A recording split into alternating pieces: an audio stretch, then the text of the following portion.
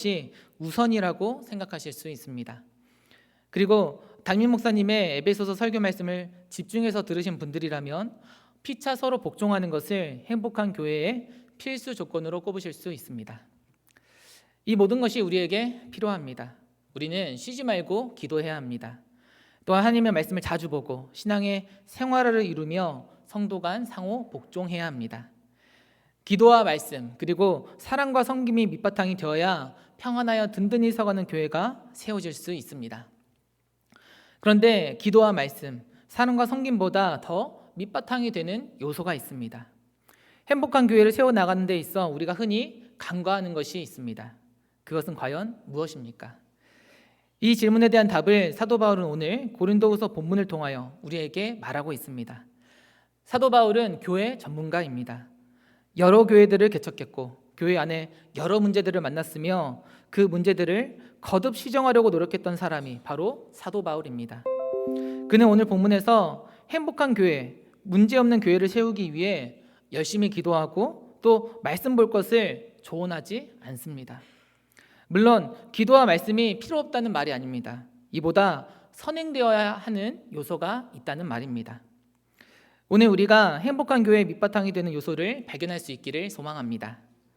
그리하여 함께 더욱 기쁨으로 예배하고 더욱 기쁨으로 교제할 수 있기를 간절히 소망합니다. 오늘 본문 앞 고린도후서 2장 후반부에서 바울은 자신의 드로아 사역 실패담을 전했습니다. 바울은 2차 전도 여행 때 드로아에 방문하였으나 복음을 전하지는 못했습니다. 그래서 이후 드로아에 재방문했을 때 바울은 힘써 복음을 전하기로 결심했습니다. 감사하게도 하나님께서 드로아를 향한 복음의 문을 활짝 열어주셔서 결실을 볼 수 있었습니다. 바울이 드로아에서 복음을 전할 때 몇몇 사람들이 하나님을 믿게 된 것입니다. 그런데 바울은 그토록 자기가 있고 싶었던 그 드로아를 뒤로 한 채 마게도냐로 건너갑니다. 이 당시 바울의 마음은 편하지 않았습니다. 자신이 고린도 교회로 보낸 디도가 걱정되었기 때문입니다. 디도가 고린도 교회에 잘 도착했는지, 고린도 교회 성도들이 그를 문전박대하진 않았을지 바울은 걱정되었습니다. 그리고 바울이 디도 편으로 보낸 눈물의 편지를 통하여 고린도 교회의 영적인 분위기가 바뀌었을지 바울은 매우 궁금했습니다. 그래서 바울은 디도를 만나기를 기대하면서 마게도냐로 건너왔습니다. 복음의 문이 활짝 열린 상황에서 드로아 사역을 중단해 버린 것입니다. 이는 바울이 자신의 드로아 사역 실패담을 전한 것과도 같았습니다. 그러나 바울은 자신의 실패와 연약함을 드러내는 것을 부끄러워하거나 두려워하지 않았다는 것이 특이점입니다. 왜냐하면 바울 자신의 실패가 곧 하나님의 성공을 드러내 보였기 때문입니다. 비록 바울 자신은 연약하지만 자신의 실패 속에서 하나님의 크신 능력은 더욱 선명하게 드러났기 때문에 바울은 자신의 실패를 언급하는 것을 두려워하지 않았던 것입니다. 그러나 고린도 교회 성도들의 생각은 달랐던 듯 보입니다. 바울은 자신의 드로아 사역 실패담을 소개하면서 하나님의 크신 능력이 드러나기를 원했습니다. 그렇지만 바울의 의도대로 고린도 교회 성도들이 순순히 바울의 마음을 알아주고 바울의 사도권을 존중해 줄 거라고는 그는 기대하지 않았습니다. 그래서 바울은 자신의 사도권을 변호하고 고린도 교회와의 관계를 개선하기 위하여 오늘 본문을 기록합니다. 본문 1절 말씀을 다 함께 다시 한번 읽어보시겠습니다. 시작. 우리가 다시 자천하기를 시작하겠느냐?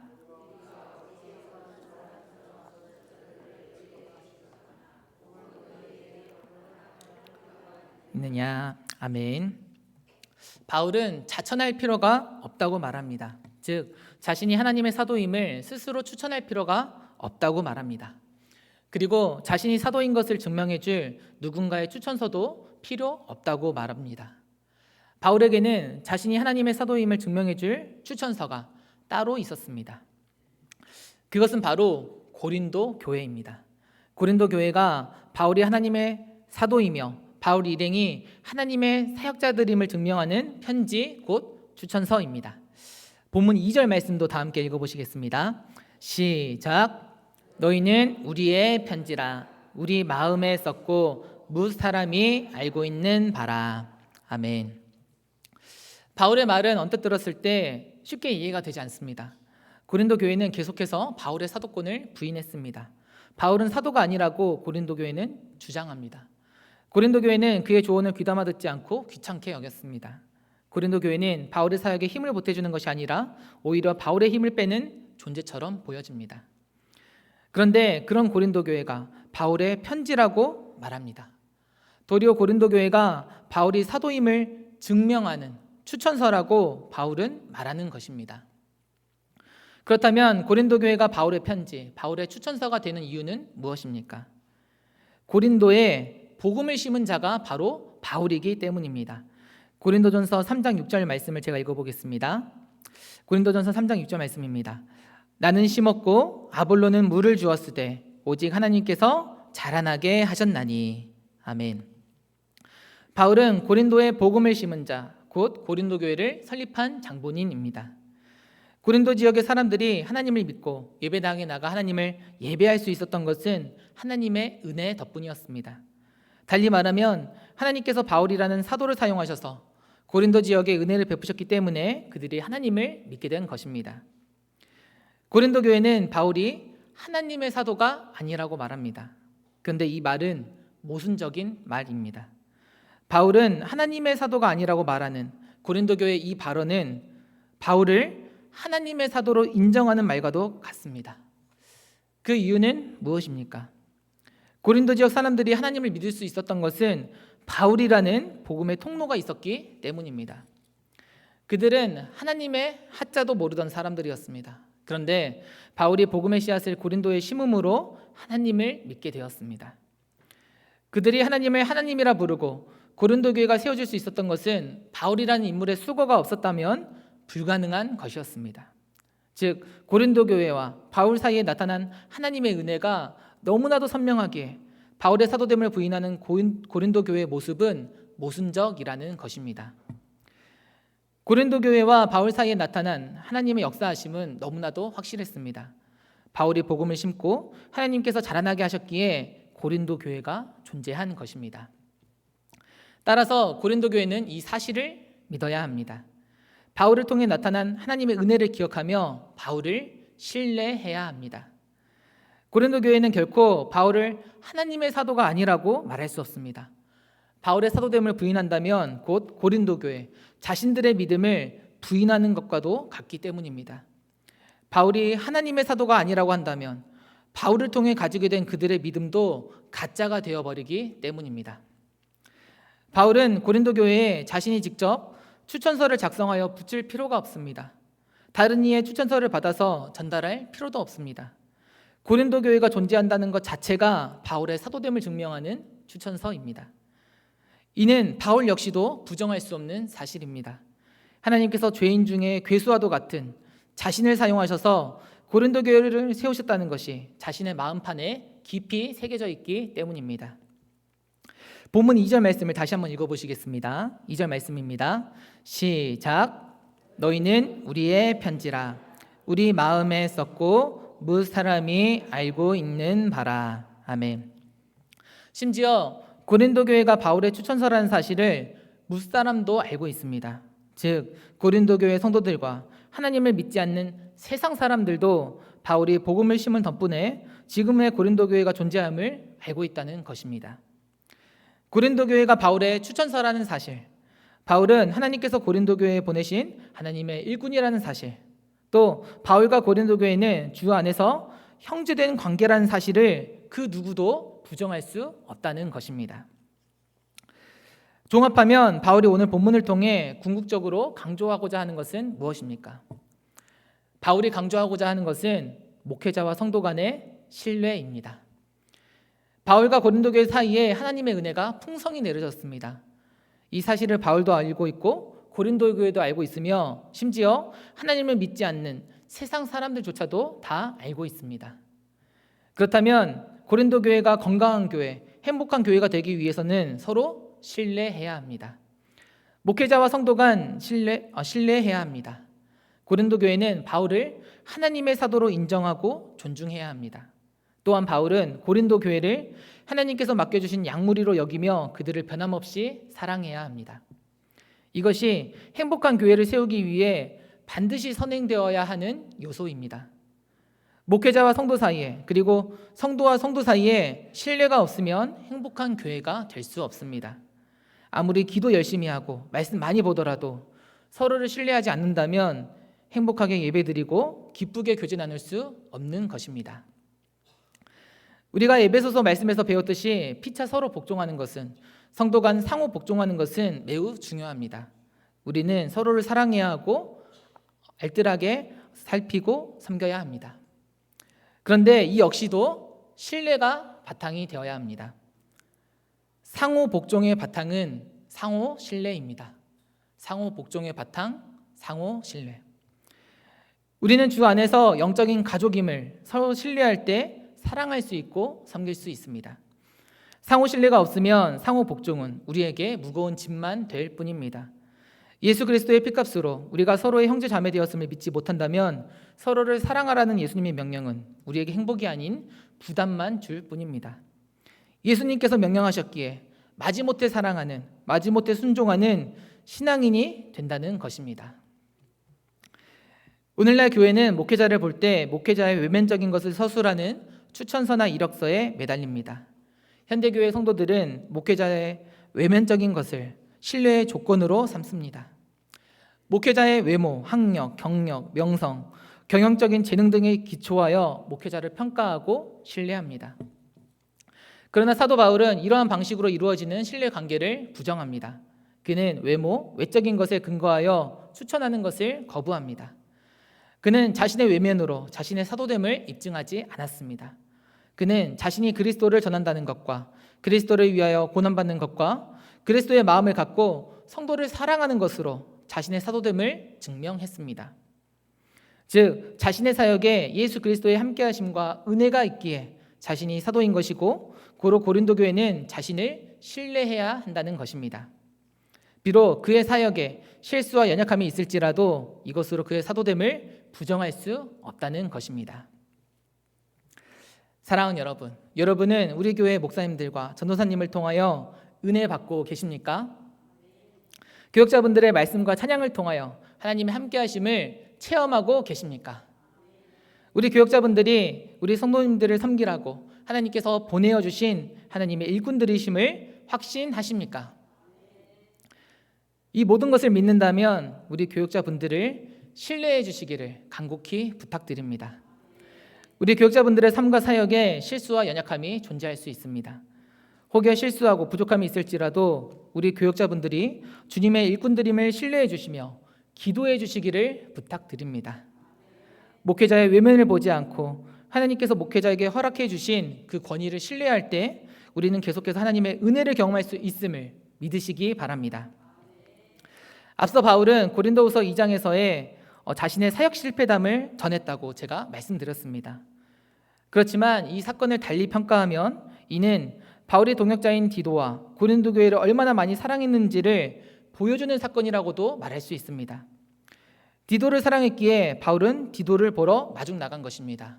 그리고 고린도 교회를 아직 포기하지 않았기에 바울은 고린도 교회 소식을 들으러 한 걸음에 마게도냐로 건너갔습니다.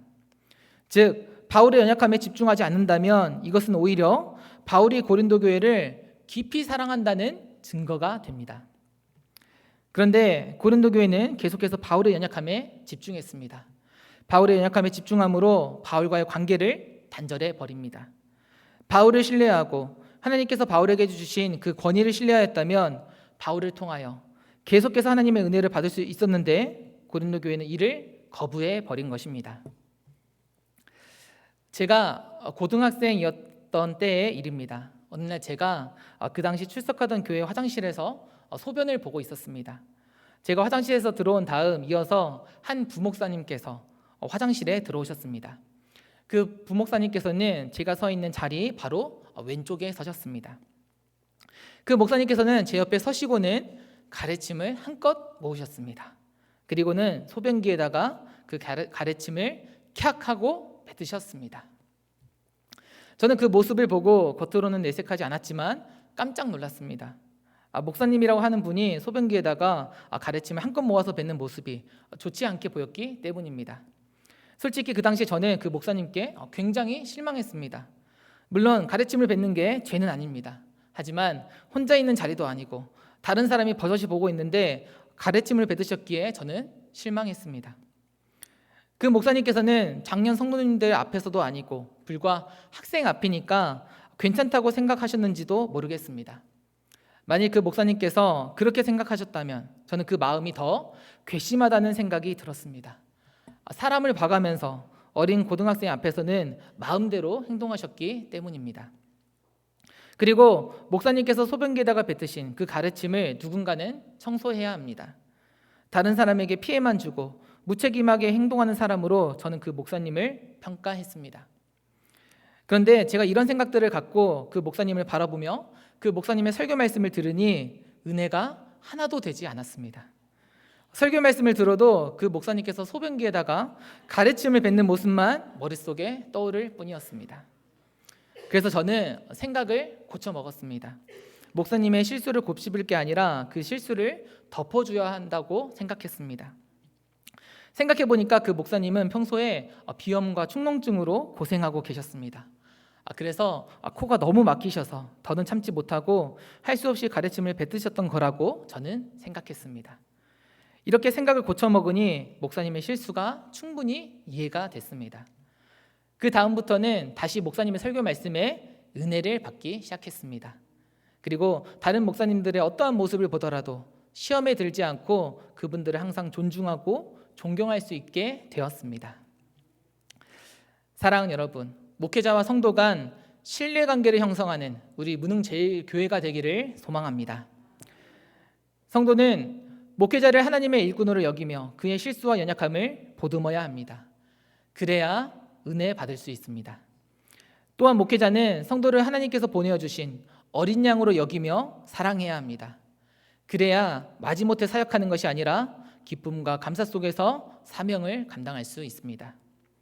즉 목회자와 성도 간 상호 신뢰를 해야 상호 복종할 수 있고 하나님께서 역사하실 수 있습니다.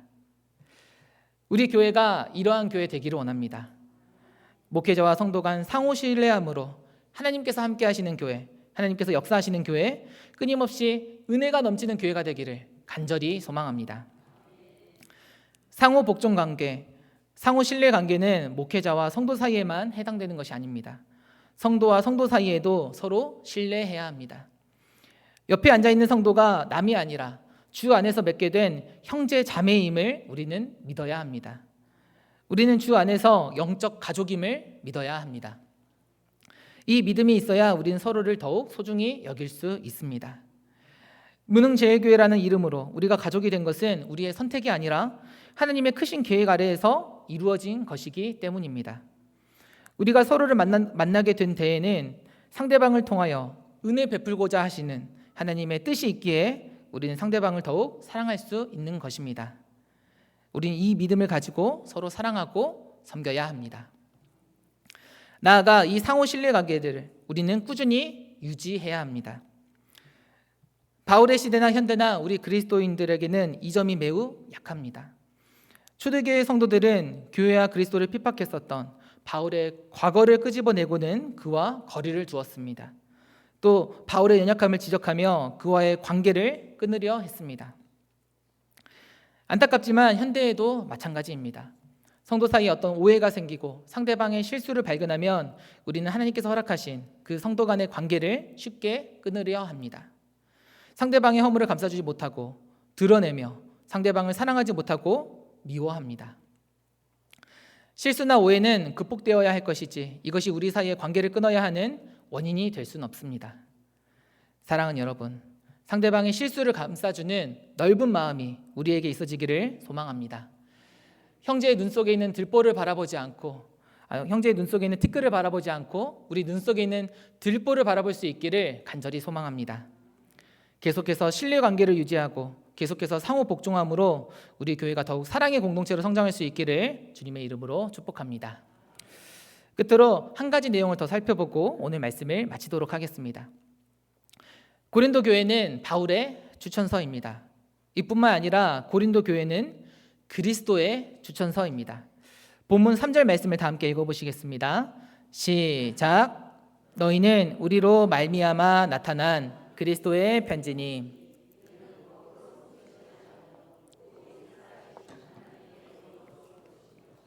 또 돌판에 쓴 것이 아니요 오직 육의 마음판에 쓴 것이라. 아멘.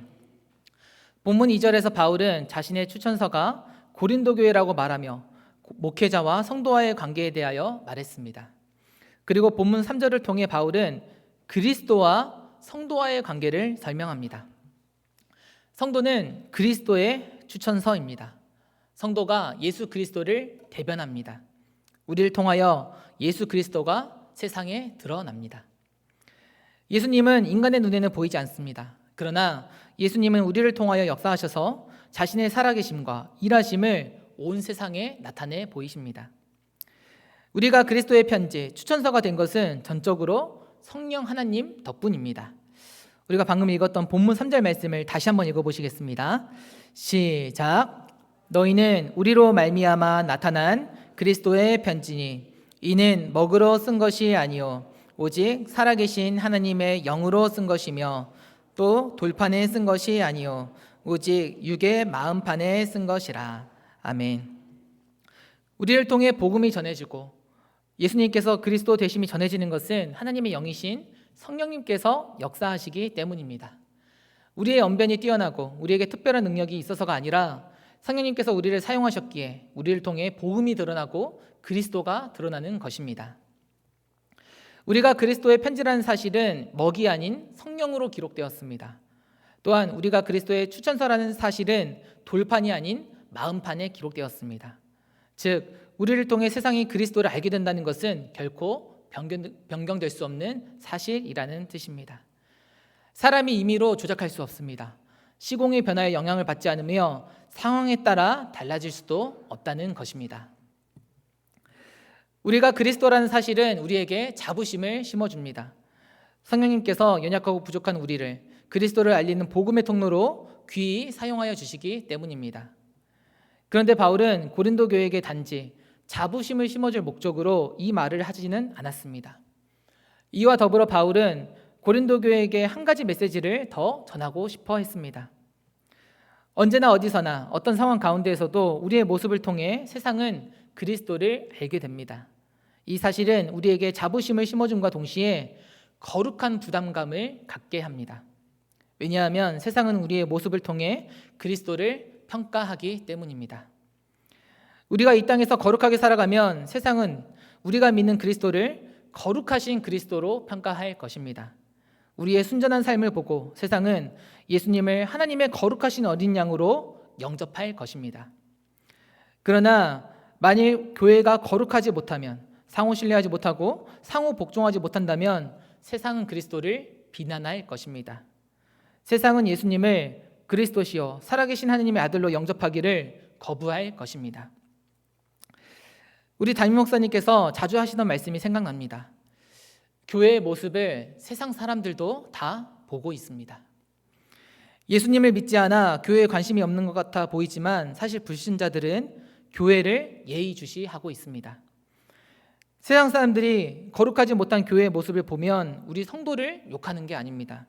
세상 사람들은 잘못을 저지른 성도 개인을 기억하는 게 아닙니다. 세상 사람들은 어떤 교회에 어느 암흑의 집사가 있고 어느 암흑의 권사가 있는 것을 자세히 알지 못합니다.